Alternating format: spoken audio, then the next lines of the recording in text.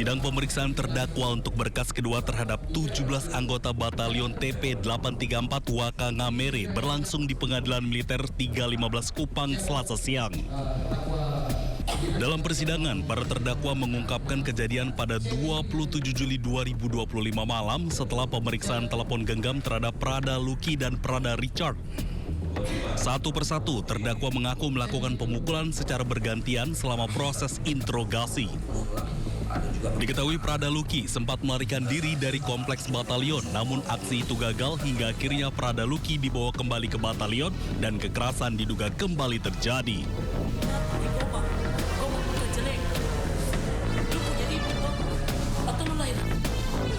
Pengakuan para terdakwa ini membuat ibu korban tak kuasa menahan tangis.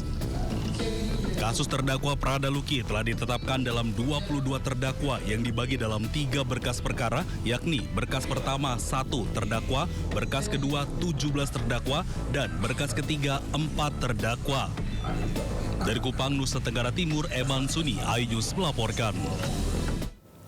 Pemirsa, setibanya di Jakarta, Ibu Alvaro yang bekerja di Malaysia tak kuasa menahan tangis mengetahui anaknya tewas dianiaya suaminya yang juga ayah tiri Alvaro. Polisi kini fokus memberikan trauma healing kepada keluarga Alvaro.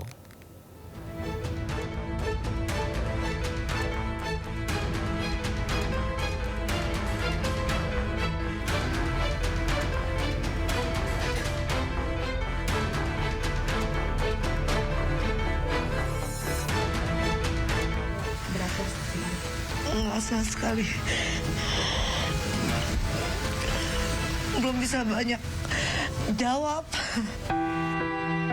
Tangis ibu kandung Alvaro Kiano Nugroho pecah di rumah duka yang berlokasi di kawasan Bintaro, Pesanggerahan, Jakarta Selatan. Arum tiba di rumah duka sekitar pukul 9 malam didampingi Kapolsek Pesanggerahan. Di balik masker hitam, kesedihan ibunda Alvaro tetap terlihat. Belum bisa banyak jawab. Itu aja. Makasih banyak ya. Untuk lain-lainnya nanti tanyain ke pihak polisi aja. Sementara itu, AKP Syala Syah Alam Kapolsek Pesanggerahan menyebut pihak Polsek saat ini fokus kepada trauma healing pihak keluarga dari Alvaro, bocah yang 8 bulan hilang dan ditemukan sudah menjadi kerangka di kawasan Tenjo. Kami berfokus buat trauma healing kepada pihak keluarga untuk penegakan hukumnya nanti biar dari Polres Metro Jakarta Selatan termasuk Pak Kabid Humas nanti yang lebih detail. Itu. Ya, pokoknya semuanya nanti runtutannya semua ada di Pak Kabid Humas yang nanti bisa lebih detail menjelaskannya. Segera mungkin, pasti segera mungkin. Dari pihak kepolisian sangat memprioritaskan hal ini, dipasti akan diutamakan. Nanti untuk semuanya terkait penanganan seperti apa itu di Polres Metro Jakarta Selatan dengan Pak Kasat Reskrim nanti mungkin lebih detailnya Pak Kabid Humas akan menjelaskan seperti itu. Kalau shock pasti ya. Shock itu pasti namanya kehilangan orang yang paling disayang. Jadi kami fokus untuk melakukan pendampingan, memberikan trauma healing kepada pihak keluarga. Seperti itu. Nanti kami dari psikologi dari Polres, dari Polda, dari Dokes Polres, Polda juga melakukan pendampingan. Kini Ibu Alvaro diminta untuk menyerahkan sampel DNA guna mencocokkannya dengan jenazah Alvaro. Sementara Muhammad Reza yang merupakan saksi pelapor pembunuhan Alvaro Kiano mendatangi rumah duka untuk menemui ibu, kakek, dan nenek Alvaro. Ia datang dengan tujuan untuk berbelasungkawa dan menjelaskan kronologi awal saat mengetahui kejadian, hingga pada akhirnya ia berani untuk melaporkan kejadian tersebut kepada pihak kepolisian. Oh iya dong, saya membawa bukti-bukti. Setelah keduanya saya membawa saksi. Bukti apa yang Bapak bawa aja, Pak? Rekaman. Rekaman pembicaraan Bapak dengan ART Bapak? Sama anak-anaknya yang diceritain. Anaknya ART saya yang diceritakan. CCTV mungkin ada, Pak? CCTV ini tidak ada. Ya, itu. Ya dari bukti-bukti kecil itu terungkaplah siapa pelakunya dan jenazah di mana.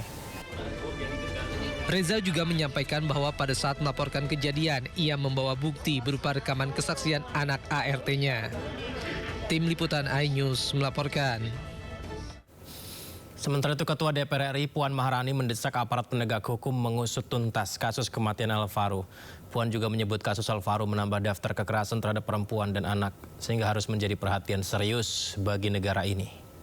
Ini sangat prihatin dan turut berbelasungkawa. Tentu saja ini sudah merupakan darurat,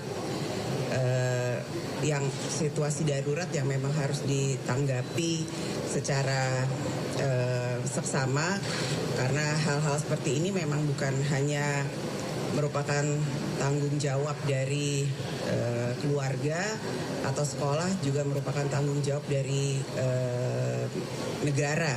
Karenanya kami meminta kepada seluruh stakeholder yang terkait untuk bisa menindaklanjuti hal ini secara serius. Dan di DPR kami akan meminta komisi terkait untuk memanggil dan menindaklanjuti hal ini secara serius untuk bisa melakukan langkah-langkah yang komprehensif dan mengevaluasi jangan sampai hal ini kemudian terulang lagi dan bisa dilakukan tindak lanjut ataupun langkah-langkah yang lebih efektif ke depannya. Pemirsa, sempat viral seorang pria bernama Aaron Geller yang diduga memiliki KTP Indonesia membantah hal itu. Kuasa hukum Aaron menyebut kliennya tidak pernah membuat atau bahkan menyuruh membuat KTP palsu. Kuasa hukum juga menegaskan Aaron Geller adalah warga negara Rusia.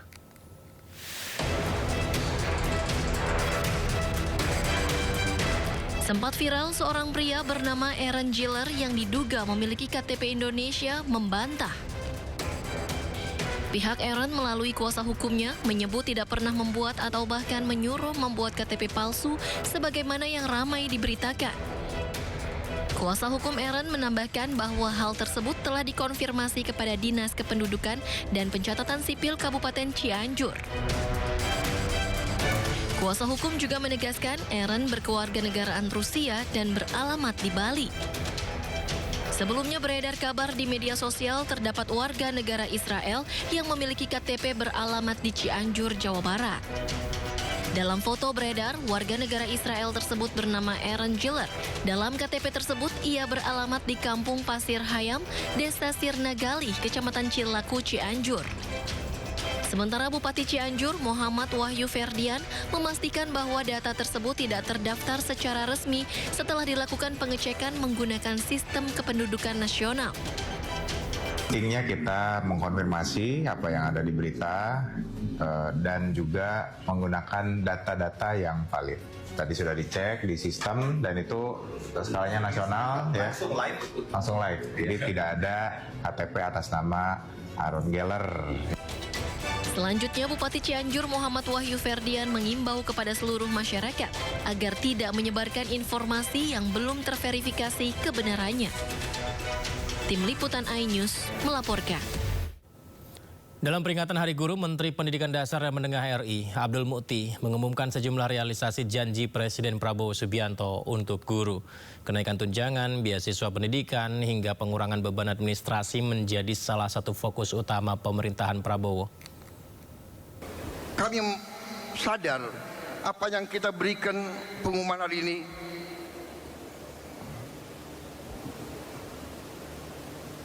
belum yang saudara-saudara perlukan. Tapi ini adalah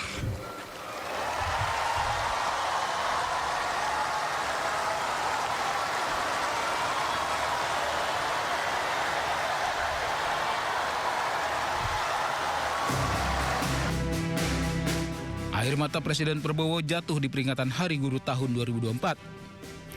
Setahun yang lalu, Presiden Prabowo membagikan sejumlah janji Prabowo kepada para guru. Di Hari Guru tahun ini, Mendikdasmen Abdul Mukti membagikan sejumlah pencapaian pemerintahan Presiden Prabowo. Dalam peringatan Hari Guru di Balai Kota Surabaya, Jawa Timur, Mendikdasmen tegaskan pemerintah terus berusaha meningkatkan kesejahteraan guru.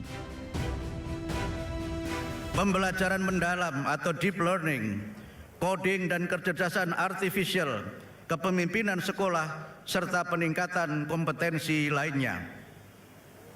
Untuk meningkatkan kesejahteraan guru, pemerintah memberikan tunjangan sertifikasi sebesar Rp2 juta per bulan untuk guru non-ASN dan 1 kali gaji pokok untuk guru-guru ASN.